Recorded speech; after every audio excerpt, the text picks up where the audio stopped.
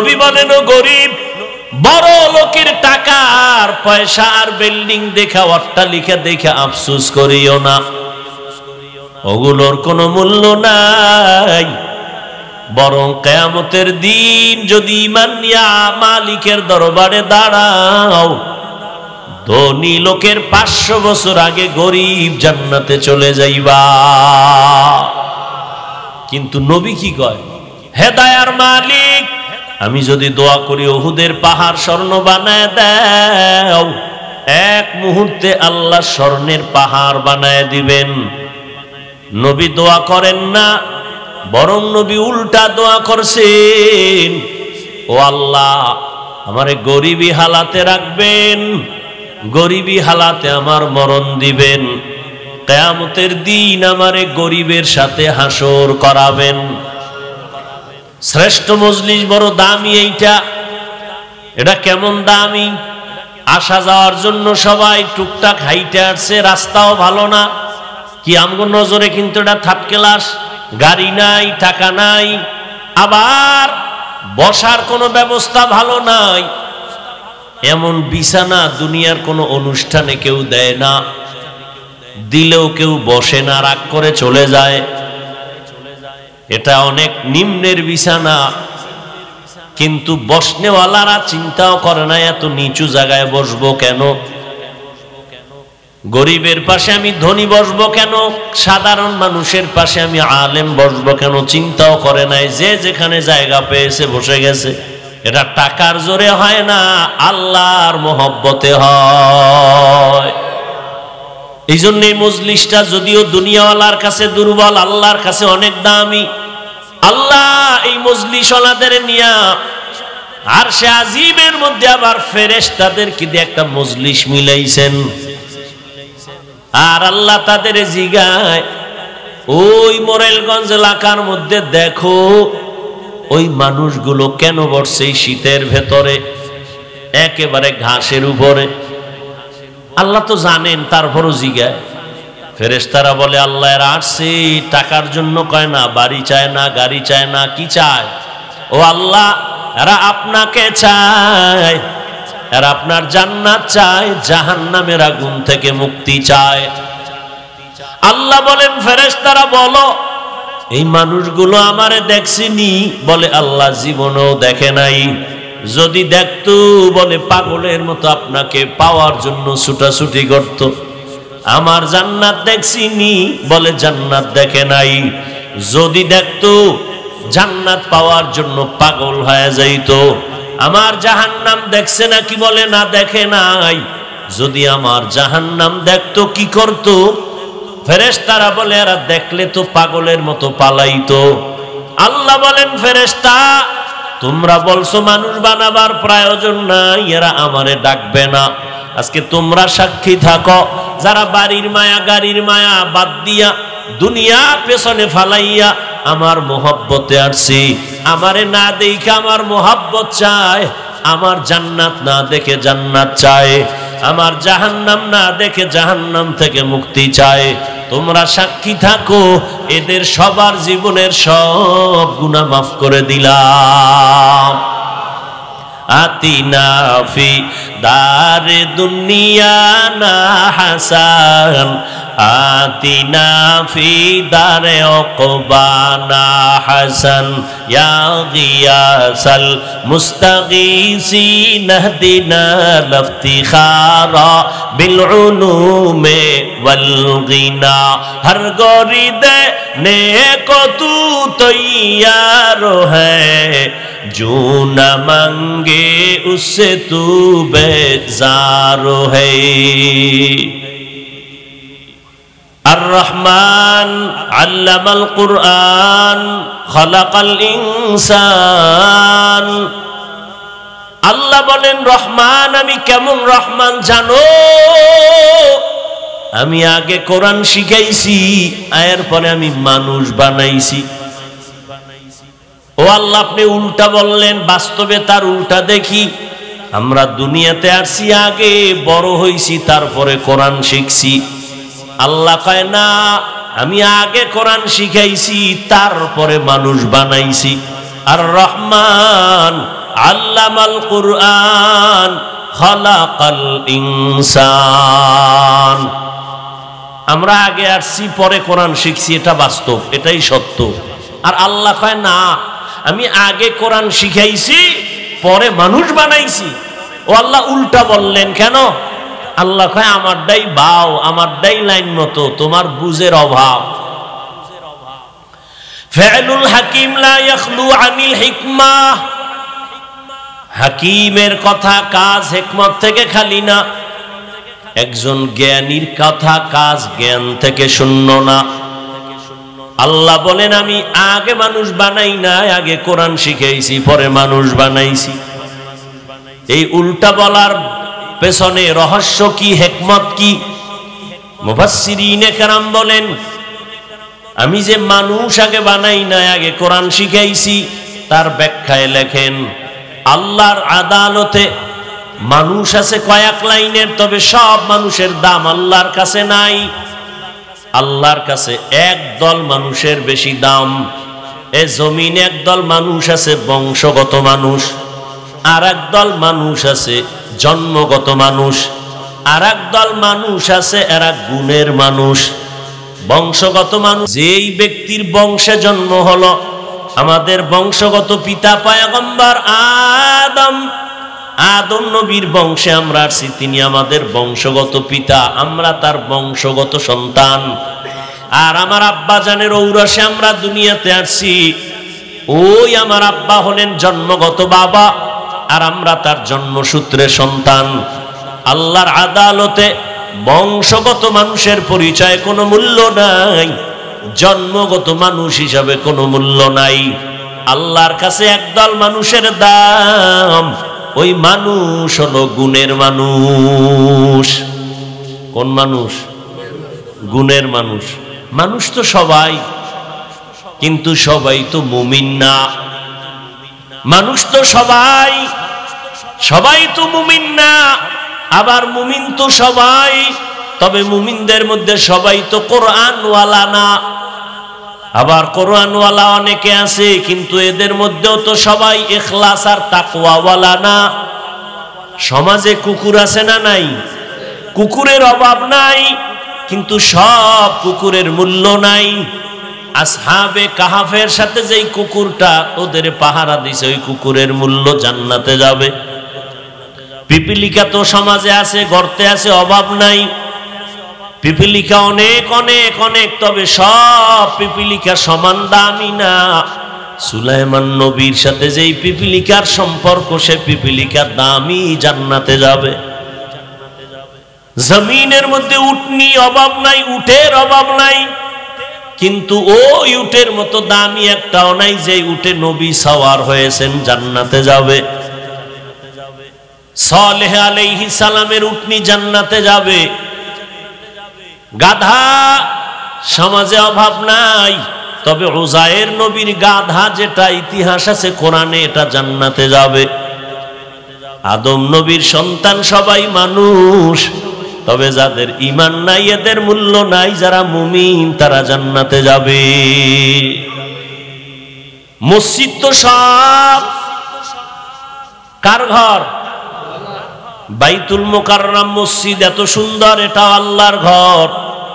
আপনাদের মোরলগঞ্জের মসজিদও আল্লাহর ঘর। খের কুটা দিয়ে একটা মসজিদ বানাইছেন, এটাও কার ঘর? কিন্তু বাইতুল মুকাররমের এত দাম নাই। বরিশালে দামি মসজিদ, টাঙ্গাইলে বিশাল বড় মসজিদ মানুষ দেখতে যায়, বিদেশি পাথর দিয়া বানাইছে, কিন্তু ওই মসজিদের মূল্য নাই। আল্লাহর কাছে বাইতুল্লাহ যেটা কাবা, এটার অনেক মূল্য। বলে কেমন মূল্য? কয়ের দিকে তাকায়া থাকবা সওয়াব, বাইতুল্লাহর দিকে শুধু তাকায়া তাকায়া দেখবা সওয়াব। বাইতুল্লাহর দিকে তাকায়া থাকো সওয়াব, ওখানে একবার আল্লাহ বলবা 1,00,000 বার আল্লাহ বলার সওয়াব। ওই বাইতুল্লাহর এরিয়া একবার আলহামদুলিল্লাহ বলবা 1,00,000 বার আলহামদুলিল্লাহ বলার সওয়াব। ওই বাইতুল্লাহর আঙ্গিনায় একটা সেজদা দেবা, এক সেজদায় 1,00,000 সেজদার সওয়াব। তাওরাত আল্লাহর কিতাব, জবুর আল্লাহর কিতাব, ইনজিল আল্লাহর কিতাব, তবে কোরআনের মতো দামি কোনো কিতাব নাই। মুসা নবী আল্লাহর বন্ধু, ঈসা নবী আল্লাহর বন্ধু, ইব্রাহিম নবী আল্লাহর বন্ধু, ইসমাইল নবী আল্লাহর বন্ধু, দাউদ নবী আল্লাহর বন্ধু, ওজায়ের আল্লাহর বন্ধু, ইসমাইল নবী আল্লাহর বন্ধু, মুহাম্মদ আল্লাহর বন্ধু। তবে ব্যবধান, সব নবী রাসূল আমার আল্লাহ তাআলার আশিক, আর আমার আল্লাহ নিজে হলেন মুহাম্মদের আশিক। ইমামুল আউয়ালিন আল আখিরিন, বহরে সদকা রহমাতাল লিল আলামিন, সাইয়্যিদুল কাউনাইন খাতমুল মুরসালিন, আখিরামত বুদে ফখরুল আউয়ালিন, শুদ্ধ ওজুদাস রহমাতাল লিল আলামিন, মসজিদে উ শুদ্ধ হামারো এ জমিন। এই এক লাইনে আপনাদের সম্মান বুঝাইলাম, আর একটা লাইনে বুঝেন। কুকুর আছে অনেক, একটা কুকুরেরও কোনো মূল্য নাই, তবে যেই কুকুরটা মালিকের শিকলে বাঁধা, ওইটার দাম আছে না নাই? খোলা আকাশে পাখি উড়ে, এক পাখির কোনো মূল্য নাই, কিন্তু মালিকের খাঁচার মধ্যে যেই পাখিটা আটকানো আছে, ওইটার দাম আছে না নাই? ভালো করে বুঝেন। জঙ্গলে হাজারো প্রাণী আছে, আপনাদের সুন্দরবনে হরিণ আছে না, বাঘ আছে, কিন্তু ওগুলোর কোনো মূল্য নাই, কারণ ধরতে পারি না। কিন্তু ঢাকার চিড়িয়াখানায় যেই বাঘ আছে, ওইটার দাম আছে, ওটা খাঁচার মধ্যে আটকানো। ঠিক এই জমিনে হাজারো লাখো কোটি মানুষ, একটা মানুষের দাম নাই। তবে যেই মানুষটা কালেমার রশি গলায় লাগাইয়া আমার আল্লাহর মোহব্বত নিয়া, আল্লাহর প্রিয় বান্দার হাতে হাত লাগাইয়া তার পরামর্শ নিয়ে নবীর তরিকায় চলে, ওই মানুষটার কত দাম। 24টা ঘন্টা ফেরেশতারা আল্লাহর তসবিহ পড়ে, একটা গুনাহ করে না। গুনাহ করবে দূরের কথা, গুনাহ চিনেই না। কিন্তু যেই মানুষটা চাইলেই গুনাহ করতে পারে, চাইলে নেক করতে পারে, চাইলে দাড়ি রাখতে পারে, চাইলে দাড়ি কাটতে পারে, চাইলে বান্দার ক্যাপ লাগাইতে পারে, চাইলেই বান্দা টুপি পরতে পারে, চাইলে বান্দা পর্দা করতে পারে, চাইলে পর্দা লঙ্ঘন করতে পারে, এই বান্দাদের মধ্যে যারা কালেমার রশি লাগাইয়া আল্লাহর মোহাব্বত নিয়ে কালেমা পড়িয়া নবীর তরিকা মতো হালাল ভাবে চলবে, নামাজ পড়বে, ওই বান্দার দাম কেমন? কয় নূরের সৃষ্টি ফেরেশতার থেকেও দামি। গরবা সুরত আদমি ইনসাবুদে আহমদবু জাহলো হামেক সাবুদে, আদমিরা আদমিয়ত লাজেমাস আউদেরাগর বুনা বশদ হি জমাস। ওই শুরুর কথা, মইরা তো যাব, রেখে যাব কি নিয়ে যাব কি? জীবনে তো কম ঘুমান নাই, জীবনটাই ঘুমে গেছে। দোকানের কাজ, দুনিয়ার কাজে, ব্যবসা, চাকরি, লেখাপড়া, সংসার, আল্লাহর কাজে কতটুকু দিছেন? আল্লাহর জন্য কতটুকু সময় বরাদ্দ করছেন? আল্লাহ তো এত বড় জুলুম করেন নাই যে ব্যবসা, চাকরি, লেখাপড়া, সংসার বাদ দিয়ে আমারে ডাকো। আল্লাহ এটা বলেন না। একজন সাহাবী রহমতের নবীর কাছে গিয়া আরজি পেশ করলেন, ইয়া রাসূলুল্লাহ, আমার মনে চায় সারা রাত আমি যায় নামাজে ইবাদতে কাটাই, আর দিনের বেলা আমি রোজা রাখবো, দুনিয়াদারি করব না, সংসার করব না। রহমতের নবী বললেন, লা রহবানিয়াতা ফিল ইসলাম, ইসলামের মধ্যে বৈরাগ্যের কোনো স্থান নাই, একাকিত্বের স্থান নাই। ঘর লাগবে, বাড়ি লাগবে, সংসার লাগবে, সব ঠিক রাইখা যদি আমার আল্লাহরে ডাক দাও, ওই ডাকে অনেক মূল্য হবে, ওই ডাকে মূল্য বেশি। দুনিয়ার মধ্যে থাইকা আল্লাহকে মোহাব্বতের মালায় পরায় নাও, ভালো জায়গায় থাইকা ভালো থাকা কামিয়াবি না, খারাপ জায়গায় বসে ভালো থাকাটা কামিয়াবি। রহমান আল্লামাল কুরআন খালাকাল ইনসান। রহমান হলেন তিনি, কোরআন শিখাইলেন যিনি, মানুষ বানাইলেন যিনি, তিনি হলেন রহমান। প্রশ্ন ছিল কঠিন, আল্লাহ আমরা আসছি আগে, শিখছি পরে, কিন্তু আল্লাহ বলে না, আমি আগে পাঠাই না, আগে কোরআন শিখায় পরে মানুষ বানাইছি। এর জবাব দিতেছিলাম, এ কথার মানি কি? বলে মানি হইল আল্লাহর কাছে কোনো মানুষের দাম নাই, একমাত্র গুণের মানুষের দাম। এবার ভালো করে বুঝি গুণের মানুষ কাকে বলে। সবাই তো আমরা মানুষ, আল্লাহর কসম গুণের মানুষ হইতে পারি নাই। এই জন্য কোন একজন আল্লাহর খাস বান্দা ওলিয়ে কামেল বলেছেন, পীর হওয়া সহজ, আলেম হওয়া সহজ, বক্তা হওয়া সহজ, কিন্তু মানুষ হওয়া বড় কঠিন। মানুষ হওয়া বড় কঠিন। কেমনে? মুফাসসিরিনে কেরাম বলেন গুণের মানুষ হবে দামি। সে গুণের মানুষটা কি? এবার একটা বুঝেন গুণের মানুষ কাকে বলে। উদাহরণত এভাবে বলি, এই যে মাউথ আমার সামনে কথা বলি, মেশিনে কথা টেনে হরেন দিয়া ইউনিট মাধ্যমে চুম্বকের আকারে কথা বের করে দেয়। ভালো করে এই মূলনীতিটা মনে রাখবেন। পৃথিবীতে কোনো জিনিস বানানেওয়ালা যখন বানায়, একটা কাজের জন্য তো বানায়, তাহলে এই কথাটা মনে রাখবেন, যেই জিনিসটা যেই কাজের জন্য বানায় ওই কাজ হলো ওই জিনিসের গুণ। যেমন মাইকওয়ালা মাইক বানাইছে একটা কাজের জন্য, কি বলে? আওয়াজ দূরে নিবে। তাহলে মাইকের গুণ কি? আওয়াজ দূরে নেওয়া। বাতিওয়ালা বাতি বানাইছে কেন? কি কাজ? অন্ধকার দূর করে আলো দিবে। তাহলে বাতির গুণ কি? আলো দেওয়া। পাখা বানাইছে কি জন্য? গরম দূর করে বাতাস দিবে। তাহলে পাখার গুণ বাতাস দেওয়া। ঘড়ি বানাইছে কেন? টাইম দিবে ঠিক মতো। তাহলে টাইম ঠিক মতো দেওয়া ঘড়ির গুণ। তো মাইকের গুণ আওয়াজ দেওয়া, বাতির গুণ আলো দেওয়া, পাখার গুণ বাতাস দেওয়া। ভালো করে যেই জিনিস যেই কাজের জন্য বানানোওয়ালা বানায় ওই কাজ হলো ওই জিনিসের গুণ। এখন মানুষ বানাইছেন কেন? কি আপনাদের কারো জানা নাই? মাইকওয়ালা মাইক বানাইছে আওয়াজ দেওয়ার জন্য।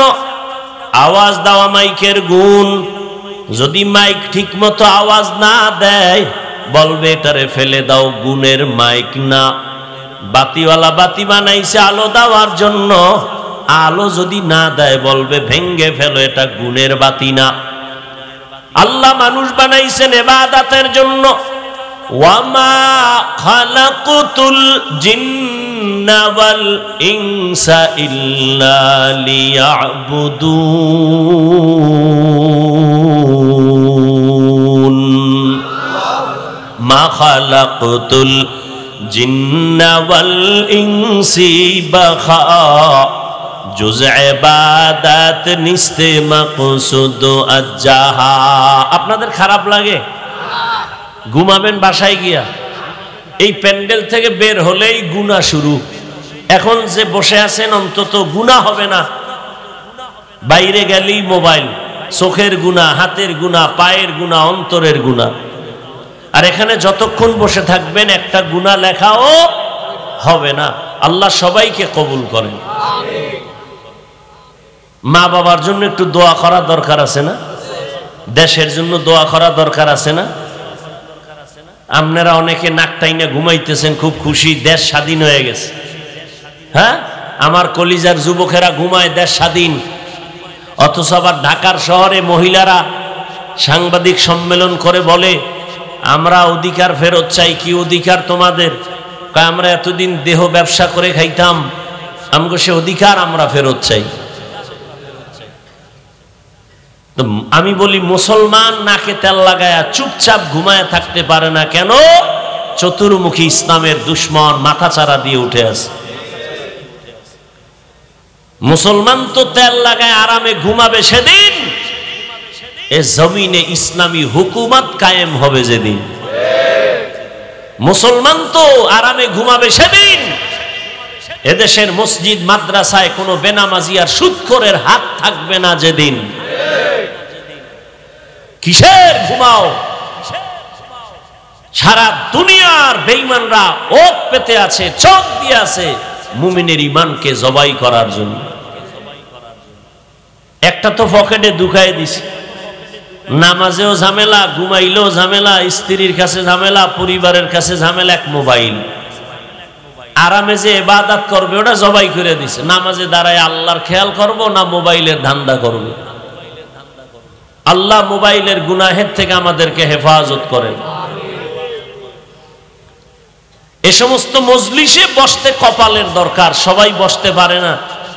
টাকাওয়ালা তো অনেক আছে, বাইতুল্লাহ তো যেতে পারে না। বাইতুল্লাহ টাকা থাকলে যাওয়া যায় না, কপাল লাগে।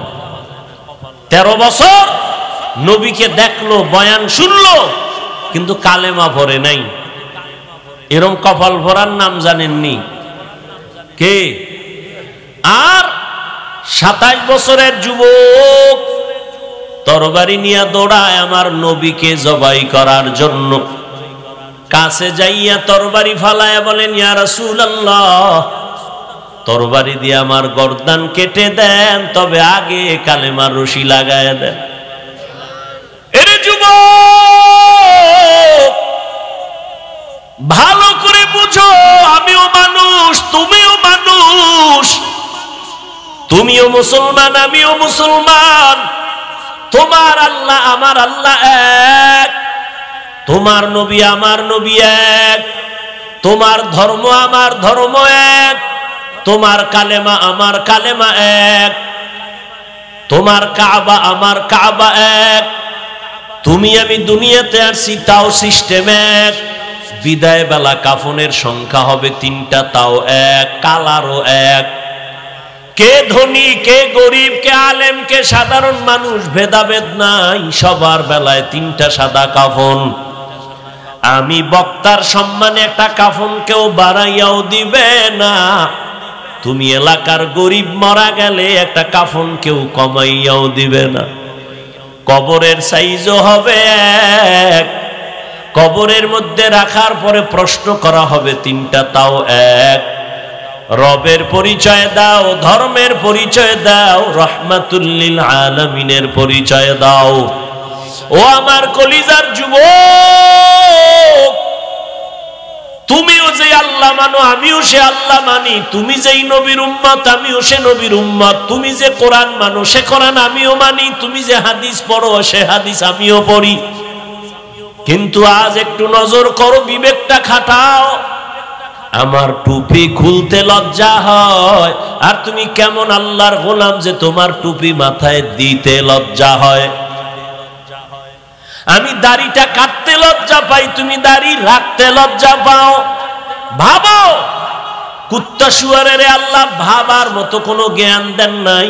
আল্লাহ মানুষকে দান করেছেন, মানুষ হয়ে একটু ভাবো। আমার নবী যুবকদের জন্য কলিজা ফেটায় দোয়া করেছেন। এমন এক সময় নবী বলেন, দুনিয়াতে আইসা এমন পরিবেশে আসলাম, মানুষগুলো বড় খারাপ, চরিত্র বড় খারাপ, চতুর্দিক থেকে আমার উপরে হামলা, একের পরে এক। কেউ চায় আমাকে জবাই করবে, আমার হাঁটার পথে কাটা দেয়। এমন সময় আরে একটা সন্তান বিপদে পড়লে বাবারে টেলিফোন করে, আব্বু কই আছো, আমার বিপদ আইছে, তাড়াতাড়ি আসো। আবার মাকে টেলিফোন করে কয়, মা অমুক জায়গায় বিপদে আছি, একটু দোয়া করিও। মায়ার নবী কাঁদেন আর বলেন, ও মালিক, আমারে এমন জায়গায় পাঠাইলা যেখানে আমার আপন কেউ নাই। আমি যে বিপদে পইরা, মানুষ আমারে মারতে চায়, এমন সময় আমি যে একটু আমার আব্বাকে বলবো, আমার আব্বাকে বলবো দূরের কথা, আমি আমার বাবার চেহারাই দুনিয়াতে এসে দেখি নাই। 6 বছরে আমি মাহারা, বড় অসহায়। আমি কোনোদিন আমার মাকে বলতে পারি না, মা আমার জন্য দোয়া করিও।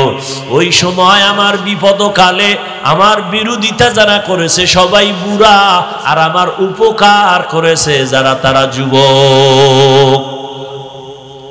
বুড়ারা আমার বিরোধিতা করেছে, যুবক আমার উপকার করেছে। আবু জাহাল নবীর দুশ্মন বুড়া, আবু লাহাব নবীর দুশ্মন বুড়া, আবু তালেব নবীর দুশ্মন বুড়া, আর নবীর উপকার করেছে যুবকেরা। 11 বছরের সন্তান আমার নবীর হাতে হাত লাগাইয়া কালেমা পড়ে শক্তিশালী ওয়াদা করলো জীবন দিব কালেমার জন্য।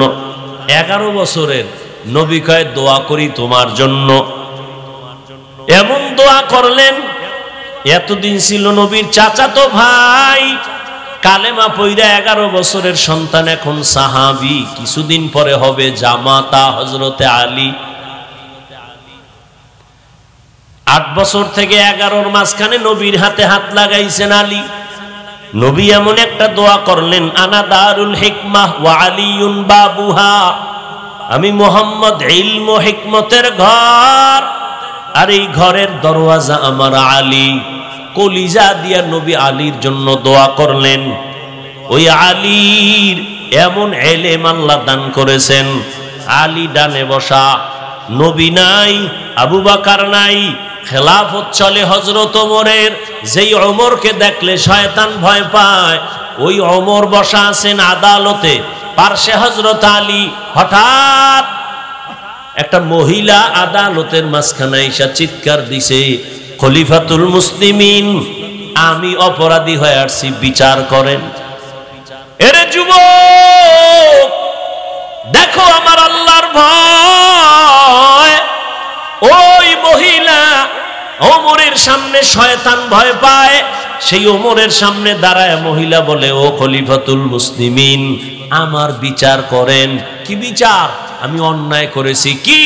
আমি জিনাকারিনী মহিলা, আমার পেটে একটা অবৈধ বাচ্চা, তাড়াতাড়ি বিচার করেন, দুনিয়া আমাকে ফাঁসি দিয়ে দেন, আমি বিচার চাই, আমি শয়তানের ধোকায় জিনা করেছি, আমার পেটে অবৈধ বাচ্চা, আমার দুনিয়ায় ফাঁসি হোক, এতে আমার দুঃখ নাই। এরপরও আমি চাই কিয়ামতের দিন যেন জাহান্নামের শিকল আমাকে ধরতে না পারে, কারণ জাহান্নামের আগুনের শাস্তি বড় কঠিন। 1 সেকেন্ডের জাহান্নামের আগুনের গরম সহ্য করতে পারবো না। যখন মহিলা বলছে আমার পেটে অবৈধ বাচ্চা, আমার বিচার করেন, ওমরের কথার আগে তরবারি, জল্লাদ কই, মহিলাকে জবাই করা লাগবে, রেডি হও।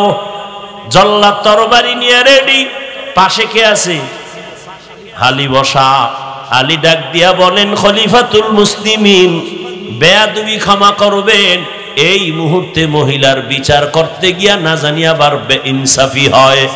মানে কয় খলিফাতুল মুসলিমিন, ওই যে মহিলা জিনা করিয়া বাচ্চা গর্ভে নিছে, মহিলার অন্যায় মানি, তবে বাচ্চাটার তো কোনো অপরাধ নাই, আছে?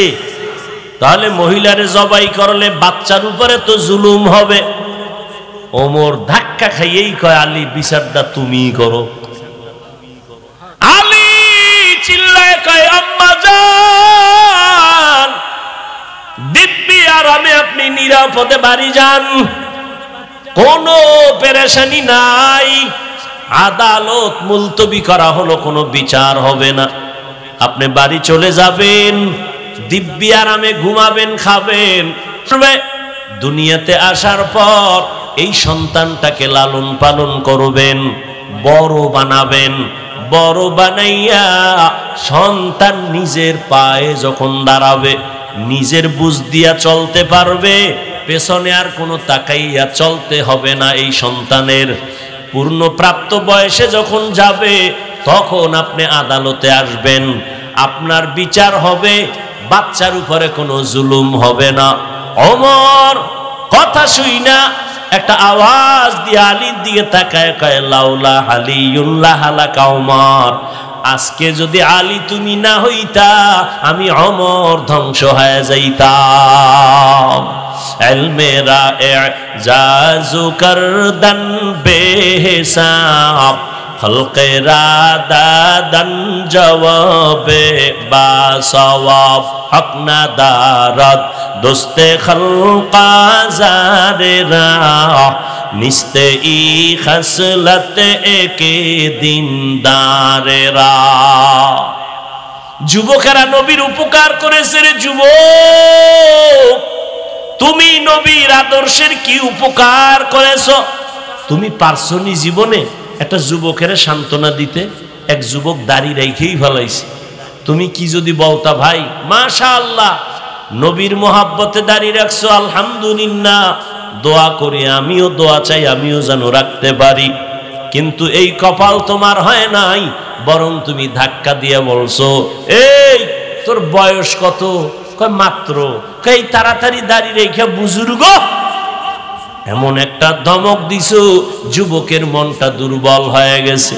নবী বলেন যুবকেরা উপকার করেছে আমার। ও যুবক, তুমি তো নবী পাও নাই, নবীর আদর্শের মালা গলায় লাগাও, যারা লাগায় তাদের ধন্যবাদ দাও, সাহস দাও, এটাও তোমার হেদায়েতের কারণ হয়ে যাবে। গুণের মানুষ, মাইকের গুণ আওয়াজ দেওয়া, আল্লাহ বলেন গুণের মানুষ যারা জান্নাত পাবে। মানুষের গুণ কি? আল্লাহ মানুষ বানাইছেন যেই কাজের জন্য, ওই কাজ মানুষের গুণ। মানুষ আল্লাহ একটা কাজের জন্য বানাইছেন, ওই কাজের নাম হলো ইবাদত। ওই কাজের নাম কি? ইবাদত। ইবাদত মানে কার ইবাদত? কি সবাই বলেন না কার ইবাদত? না কোনো ফিরের, কোন নেতার, একমাত্র আল্লাহর ইবাদত। আবার এখানে অনেকে ভুল বুঝে, ইবাদত মানে সারা রাত তাসবিহ লয়ে থাকা না, সারা দিন রোজা রাখা না। ব্যবসা করবেন ইবাদত, লেখাপড়া করবেন ইবাদত, চাকরি করেন ইবাদত, বাজারে যাবেন ইবাদত, সন্তান লালন পালন করবেন ইবাদত, বাথরুমে যাবেন ইবাদত, ঘুমাইবেন ইবাদত, খানা খাবেন ইবাদত, আপনি কাউকে মোহাব্বত করবেন ইবাদত, কাউকে দুশ্মন মনে করবেন ইবাদত।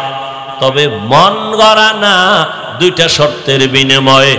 এক নাম্বার, আমি যা করব যা বলবো আল্লাহর সন্তুষ্টির জন্য, আমি যা করব যা বলবো সব হবে মদিনার নবীর আদর্শ অনুযায়ী। ও যুবকেরা বলো তো বাবা, নবীজির আদর্শ থেকে দামি কোনো আদর্শ কারো কাছে আছে? সত্য কথা বলো। যদি কেউ দাঁড়ায়া বলতে পারো যে হ্যাঁ আছে, মদিনার নবীর আদর্শ থেকে শেখ মুজিবুর রহমানের আদর্শ দামি, তাহলে আমি আল্লাহর জাতের কসম খায়া স্বীকার করি, তোমার সামনে বলি, আমি মদিনারটা বাদ দিয়া শেখ মুজিব সাহেবেরটা নিব। কেউ যদি দাঁড়াইয়া বলো মদিনার নবীর আদর্শ থেকে আরো দামি আদর্শ আছে জিয়াউর রহমান সাহেবের আদর্শ, বলতে পারেন আমি নবীরটা বাদ দিব, পারবা? ওরে জিয়াউর রহমান কেন, শেখ মুজিব সাহেব কেন, বড় বড় বড় বড় মহাপণ্ডিত আব্রাহাম লিঙ্কনের আদর্শ গণতন্ত্র, মাও সেতুনের আদর্শ, লেনিনের আদর্শ, কার্ল মার্ক্সের আদর্শ জমিনে তারা বাজারজাত করলো বানায়া বানায়া। এক কথায় আওয়াজ, দুনিয়ার সব মানুষের বানানো আদর্শগুলো না পাপ, একমাত্র মদিনার নবীর আদর্শই হলো পাপ। আমার নবীর আদর্শ কত সুন্দর, আঙ্গুলের নখগুলো কেমনে কাটবা কেমনে রাখবা, নবীর আদর্শ আসেনি? দুনিয়াতে এমন একটা নেতার নাম কও যার বইয়ে যার আদর্শে লেখা আছে নখ কেমনে রাখবা? রহমতের নবী পারফেক্ট একজন নবী, কেমন সুন্দর তার আদর্শ। জুতা কেমনে পায়ে পরিধান করবা কেমনে খুলবা সেখানেও নবীর আদর্শ। বাথরুমে কেমনে যাইবা কেমনে বের হইবা সেখানেও নবীর আদর্শ। খানার লোকমাটা কেমনে মুখে দিবা সেখানেও নবীর আদর্শ। ও যুবক বাবারা, ও বৃদ্ধ বাবাজিরা, পর্দার আড়ালের মা বোনেরা, আপনারাও তো পানি পান করেন, আমরাও কিন্তু পানি পান করি। আপনি পানি পান করেন পিপাসা নিবারণের জন্য, আমরাও পানি পান করি পিপাসা নিবারণের জন্য। তবে আপনারটায় কোনো সওয়াব নাই, ইবাদত হয় না, আমাদেরটা ইবাদত হয় মনে করি। কবুল হবে কিনা জানি না, সেটা পরের কথা। আপনি পানি পান করছেন, গ্লাসটার মধ্যে বাম হাত দৌড় দিছে সেকেন্ডের আগায়, আর আমার ডান হাত দৌড় দিছে বাম হাত, ভুলেও যায় না। আপনি পানি টান দিলেন এক গ্লাস, এক টানে নাই, আর আমি এক গ্লাস পানি পান করেছি ঠিক, তবে আমি তিনটা ধাক্কা দিয়া পান করেছি নবীর আদর্শে, ঠিক নেই? আপনি জুতা পরছেন, আমিও জুতা পরছি, কিন্তু আমি জুতা পরার ক্ষেত্রে নবীর আদর্শ মাইনা ডান পাও ডান জুতায় আগে ঢুকাইছি ইবাদত। মসজিদে ঢুকছি ডান পা দিয়া ইবাদত, বাথরুমে ঢুকছি নবী বলছেন খালি মাথায় খালি পায়ে বাথরুমে যাইবা না, খালি মাথায় যাইবা না, খালি পায়ে যাইবা না, বাম পা দিয়া ঢুকবা, দোয়া বইরা ঢুকবা। আপনারা মুনাজাতের পরে বাসায় যাই অনেকে ফ্রেশ হবেন, ফ্রেশ, আমিও বাসায় গিয়ে ফ্রেশ হব। আপনি কি করবেন? হাত ধুইবেন, চেহারা ধুইবেন, পাও ধুইবেন, আমিও তাই করব। তবে আপনারটা আমারটার ব্যবধান শুধু ইবাদত। আপনি ইবাদত হবে না কারণ নবীর আদর্শ নাই, আর আমি সুন্দর করে হাত ধুবো, চেহারাটা ধুবো, ওযু বানায় নিব। একই কাম, একই কাম। আপনারটা ইবাদত না, আমারটা ইবাদত। কেন? নবীর আদর্শ আছে। নবীর আদর্শে হাঁটো, নবীজির আদর্শে ঘুমাও, ইবাদত। নবীর আদর্শ নিয়ে চলো, ব্যবসা করো, ইবাদত। নবীর আদর্শে লেখাপড়া করো, ইবাদত। ইঞ্জিনিয়ার হও, ডাক্তার হও, প্রফেসর হও, 5 ওয়াক্ত নামাজ পড়ো, মা বাবার দোয়া নাও, আলেমদের দোয়া নিয়ে চলো, শিক্ষকের দোয়া নিয়ে চলো, তোমার জীবনটা সফল হয়ে যাবে। ও আমার কলিজার যুবক, দুনিয়াতে সব পাইছো। ওরে আমরা তো দুনিয়াকে পিছনে ফেইলা চলি। নবীর মোহাব্বতে টুপি রাখলাম, দাড়ি রাখলাম, নামাজ পড়ি, পর্দা করি, হালাল খাই। বলো বাবা, তোমরা যারা নবীর তরিকা আদর্শ মানো না, তোমরা কত উপরে আর আমরা কত নিচে। তোমরা উপরে উঠছো, আমগো থেকে একবেলা ভাত বেশি খাও না। তুমি নবীর আদর্শ জবাই কইরা 3 বেলা খাও, আর আমরা নবীর আদর্শ ঠিক রাইখাও 3 বেলা খাই। তুমি নবীর আদর্শ বাদ দিয়া ঘুমাও, আমরা নবীর আদর্শ ঠিক রাখিয়া ঘুমাই। আমরা রাতে ঘুমাই, তুমি নবীর আদর্শ বাদ দিয়া দেশ বিদেশ ভ্রমণ করো, আমরা নবীর আদর্শ ঠিক রাইখা দেশ বিদেশ ভ্রমণ করি। ও আল্লাহর বান্দা, কই আমরা তো না খাইয়া মরি নাই। মহামারী করোনায় স্কুল বন্ধ, কলেজ বন্ধ, চাকরি বন্ধ, ফ্যাক্টরি বন্ধ করোনায়, কিন্তু একটা মাদ্রাসাও বন্ধ হয় না। কত ব্যবসায়ী ব্যবসা ছেড়ে দিল করোনায়, কিন্তু একজন টুপিওয়ালা আলেম কেউ কোনোদিন না খায় মরে নাই, কারো কাছে ভিক্ষা চায় নাই। তুমি করোনার সময় মাস্ক লাগাইছো, ট্রিপল মাস্ক, মরবা না। কিন্তু এ দেশের আলেম ওলামা টুপিওয়ালারা মাস্ক তো দূরের কথা, শত শত করোনার লাশ নিজের কাঁধে নিয়ে গোসল করাইয়া, কাফন পরাইয়া, জানাজা পরাইয়া কবরে রাখছেন। একজন টুপিওয়ালা ওলামায়ে কেরাম হুজুরেরা করোনায় মরে না। या इलाही तू मेरा माबूद है, या इलाही तू मेरा माशूक है, या इलाही मुझसे मुझको दूर कर, ताकि देखो मुझ में तुझको एक नजर। ओ আমার কলিজার যুবক, আজকে তুমি দুনিয়ার সব পেয়েছো, কিন্তু যাদের পেছনে পাগল হয়ে দৌড়াবেরা কেউ তোমার সঙ্গে যাবে না। আজকে তুমি দেখো তোমার টাকা পয়সা, বাড়ি গাড়ি, অভাব নাই রে বাবা।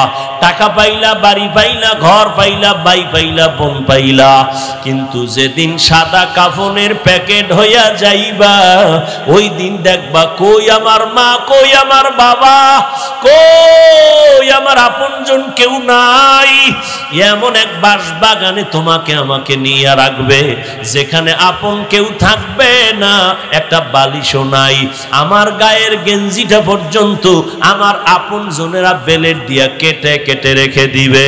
ও আল্লাহর বান্দারা, আমিও তো তোমার মতো একটা যুবক। ও বাবা, তুমি আজকে বুদ্ধি খাটায় বলো, টুপি পরলে বড় গরম লাগে, লম্বা জামা পরলে শরীরটা বড় গরম, আরে দাড়ি রাখলে যৌবনের ভাব চলে যায়। তোমার থেকে কম বুঝি না। আজকে যদি আমি তোমার মতো প্যান্ট শার্ট টাই লাগায় রাস্তায় ঘুরতাম, বাহাদুরের মতো কেউ আমারে বাধা দিত না। কিন্তু টুপির কারণে মাথা গরম, তোমার থেকে কম বুঝি না। দাড়ির কারণে যৌবনের ভাব চলে যায়, কম বুঝি না। শুধু তাই না, এই দাড়ি টুপির কারণে কত মানুষ আমাদের বাজে কথা বলে গালি দেয়। তোমরা আমাদের কত মন্তব্য করো, সব কানে শুনি, একটা জবাবও দেই না। যখন আমাদের গালি দাও, আল্লাহর কাছে মনে মনে বলি, হে মালিক, তোমার ওই গোলামটাকে তুমি হেদায়েতের মালা পরায়া দাও। একবারও বরদোয়া ওলামায়ে কেরাম করে না। ও যুবক বাবা, আজকে কেন টুপি পরলাম, দাড়ি রাখলাম, এত কষ্ট, এত কষ্ট, এত কষ্ট। দুনিয়ার সব বেঈমানেরা টুপিওয়ালা দেখতে পারে না, দাড়িওয়ালা পছন্দ করে না। এমনকি মুসলমান নামদারি কিছু মুনাফিকেরাও দাড়ি পছন্দ করে না, নামাজ পছন্দ করে না, জিকির পছন্দ করে না, তসবিহ পছন্দ করে না, পাগড়ি পছন্দ করে না, মাদ্রাসা পছন্দ করে না। বলে কওমি মাদ্রাসায় পড়ে লাভ নাই, তাবলিগে গিয়া লাভ নাই, পীরের কাছে গিয়া কোনো লাভ নাই। এত কিছু বলার পরেও আমরা কোনো তর্ক করি না, একটা জবাব দেই না, একটা বরদোয়াও করি না, একটা গালিও দেই না। ও বাবা, তার কারণটা কি?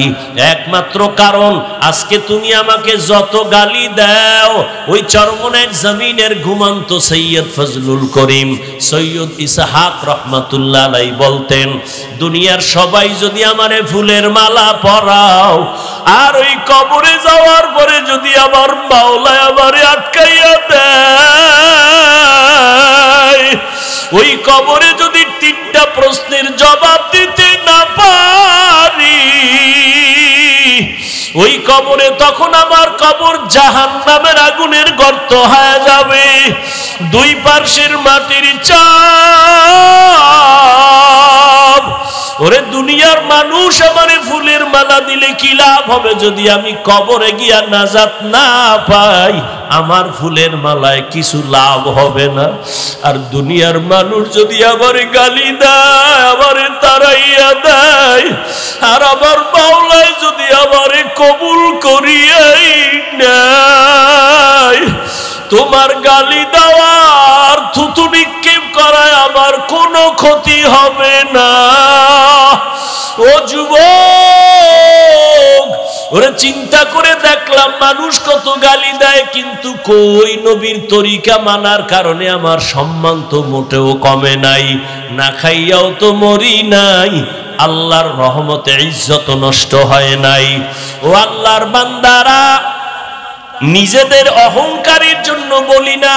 ও যুবক, একটু বুঝাবার জন্য বলি, তোমার মতো কত যুবক জীবনে মাদ্রাসায় পড়ে নাই, ভালো করে শুনো, তোমার মতো যুবক জীবনে মাদ্রাসায় পড়ে নাই, স্কুলে পড়ে, কলেজে পড়ে, চাকরি করে, ব্যবসা করে, সত্য কথা স্বীকার করো, 5 বেলার নামাজ পড়ে আছে না নাই? বলো বাবা, তুমি কেন পারো না? তোমার মতো যুবক রাস্তায় গাড়ি চালায়, আজান হলে নামাজে দাঁড়ায়, তুমি কেন পারো না? তোমার মতো যুবক সন্তান ময়দানে কৃষি কাজ করে, নামাজের সময় নামাজ পড়ে, তোমার মনটাকে জিজ্ঞাসা করো, তুমি কেন পারো না? তোমার মতো যুবক চাকরি করে, ব্যবসা করে, নামাজ ছাড়ে না, নদীতে মাছ ধরে, নামাজ ছাড়ে না, তুমি কেন পারো না?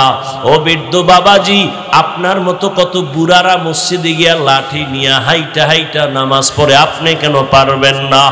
ও পর্দার আড়ালের আম্মা জান বোনেরা, আপনাদের মতো কত মা, কত বোন স্বামীর মাল হেফাজত করে, নামাজ পড়ে, দোয়া করে, পর্দা করে, মোবাইলে সময় নষ্ট করে না, আপনারা কেন পারবেন না? এই দুনিয়াতে যত ভালো সন্তান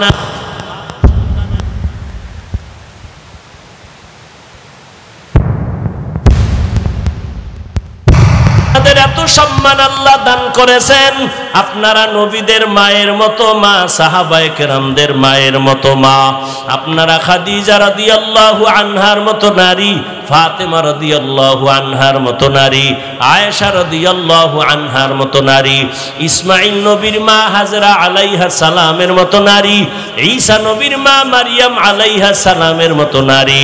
আপনারা ওই বেঈমান ফেরাউনের ঘরে তার স্ত্রীর নাম কি? আসিয়া। এত দামি যেই ফেরাউন আল্লাহর সাথে গাদ্দারি করে নিজেরে খোদা দাবি করলো, আর তার ঘরে স্ত্রী আসিয়া আল্লাহর এমন পেয়ারা বান্দি হলো। আল্লাহর নবী বলেন, কিয়ামতের দিন আসিয়ার সাথে জান্নাতে আমার বিবাহের ব্যবস্থা হয়ে যাবে। ও পর্দার আড়ালের আম্মা জানেরা, আপনার স্বামী তো ফেরাউনের মতো খারাপ না, আপনি তো পারতেন 5 ওয়াক্ত নামাজ পড়ে দোয়া করতেন স্বামীর জন্য। ও আল্লাহ, স্বামীকে তুমি হেদায়েতের মালা পরাও, নামাজি বানাও। আপনি যদি নামাজ পড়তেন, সন্তানকে দিনের পথে রাখতেন, ইঞ্জিনিয়ার হবে নামাজ পড়বে, ডাক্তার হবে নামাজ ছাড়বে না, প্রফেসর হলেও নামাজ ছাড়বে না, কোরআন পড়া ভুলবে না। আর স্বামীটাকে যদি বুঝাইতেন, রে স্বামী, মা বাবার আদর চাইরা তোমার ঘরে আসছি রে স্বামী, খাইয়া থাকলেও আসি, না খাইয়া থাকলেও আসি, তোমার কাছে আমার জীবনের দাবি, হারাম টাকা, অবৈধ টাকা ঘরে আনবা না, হারাম টাকা খাইয়া সন্তানের রক্ত, আমাদের রক্ত নাপাক করব না। আল্লাহর মোহাব্বত নিয়ে যদি বুঝাইতেন, আপনার স্বামী হারাম টাকা ঘরে নিত না, সন্তানগুলো দিনের পথে চলে আসতো, ডাক্তার হইয়াও আপনাকে ভুলতো না, ইঞ্জিনিয়ার হলেও কোরআন পড়িয়া দোয়া করতে ভুল করত না। ও পর্দার আড়ালের মা বোনেরা, এখনো সময় আছে, তওবা করে নেন। ও আমার কলিজার যুবক, আল্লাহর মোহাব্বত নিয়ে চিন্তা করো। আল্লাহর কোরআন সত্য, নবীর কথা সত্য, কোনো মিথ্যা নাই। গুনাহগার যারা, তাদের জন্য জাহান্নাম, নেক আমলওয়ালাদের জন্য জান্নাত। আল্লাহর নবী ও আল্লাহর বান্দারা, ওই জাহান্নাম যে গুনাহগারের জন্য, আর নেক আমলওয়ালার জন্য জান্নাত। এই জাহান্নামের একটা সেকেন্ডের আযাব কেউ সহ্য করতে পারবে না। ওরে আমরা তো মানুষের কাতারেই নাই, যারা আল্লাহর আদালতে গুণের মানুষ, ইবাদত করিয়া গুণের মানুষ হলো ওই সাহাবায়ে কেরাম আল্লাহর পক্ষ থেকে জান্নাতের টিকিট পাইছেন। 1 নাম্বার আবু বকর সিদ্দিক রাদিয়াল্লাহু তাআলা আনহু, জান্নাতি টিকিট পানেওয়ালা দ্বিতীয় হযরত ওমর। এদের ইতিহাস পড়ে দেখেন, আজীবন শুধু কান্নার আওয়াজ, ওমরের কান্নার আওয়াজ, ওসমান রাদিয়াল্লাহু তাআলা আনহুর কান্নার আওয়াজ। শুধু একটাই চিন্তা, আল্লাহর আদালতে কেমনে দাঁড়াবো, অন্ধকার কবরে গিয়া কেমনে একা থাকবো। ও আমার কলিজার যুবক বাবারা, এখনো সময় আছে, তওবা করে নাও। গুণের মানুষ হইয়া কবরে যাও, আর গুণের মানুষ হইতে যদি চাও, ইবাদত ছাড়া হওয়া যাবে না। আর ইবাদত যদি করতে হয়, নিয়ম জানা লাগবে, নিয়ম জানতে হলে কোরআন লাগবে। আর কোরআন যদি বুঝতে চাও, উলামায়ে আহলে হকের সোহবত ছাড়া কোরআন বুঝার উপায় নাই। উলামায়ে কেরামের কাছে যাইয়া কোরআন বুঝে, হাদিস বুঝিয়া, নবীর তরিকায় ইবাদত যদি করো, তো গুণের মানুষ হয়ে যাইবা। আর গুণের মানুষ যদি হতে পারো, আল্লাহ জান্নাত তোমাকে বিনা হিসাবে দান করবে। ও যুবক, মনটাকে বুঝাও। তোমার আমার মতো যুবক যদি জেনারেল লাইনে থাকিয়াও নামাজ পড়ে, পর্দা করে, এখনো আমি কেন পারি না, আল্লাহর কাছে মনে মনে তওবা করো, আর মনে মনে ডাক দাও, হে দয়ার মালিক, আমার মতো গুনাহগার কেউ নাই। আমার মতো যুবক যদি স্কুল কলেজে পড়িয়া নামাজ পড়ে, আমি কেন পারবো না? ও আল্লাহ, গুনার কারণে আজ আমি বড় দুর্বল, শয়তানের ধোকায় পড়ে কত নামাজ ছাড়লাম, দাড়ি কাটলাম, বেপরদায় চললাম। ও আল্লাহ, এই গুনাহ নিয়ে কবরে যেতে চাই না, গুনার শাস্তি সইতে পারবো না। আজকে থেকে তওবা করে নিলাম, নবীজির তরিকা মেনে চলবো, মা বাবার দোয়া নিয়ে চলবো, উলামায়ে কেরামের পরামর্শ নিয়ে চলবো, ওস্তাদ মুরব্বী শিক্ষক যারা, সবার দোয়া নিয়ে চলবো, কারোর সাথে বেয়াদবি করব না। অন্তর যদি তৈরি হয়, আবু জাহাল নবীরে দেখিয়াও কালেমা পড়ে নাই, বরং বিরোধিতা করেছে। আর 27 বছরের যুবক হযরত ওমর কালেমা পড়িয়া মুসলমান হয়ে গেল।